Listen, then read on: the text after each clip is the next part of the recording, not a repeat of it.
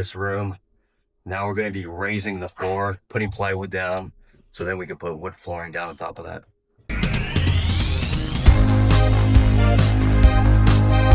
So here I am putting down 2x4s, this floor joist for the plywood.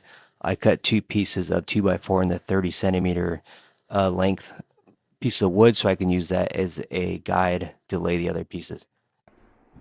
Okay, now all the floor joists in, it's time to lay the plywood down.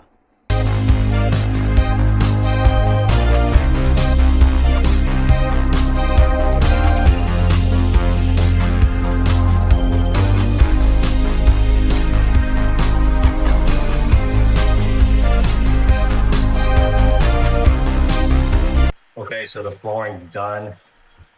Plywood's on. All this phase room needs now is just put down wood flooring, and this room is done.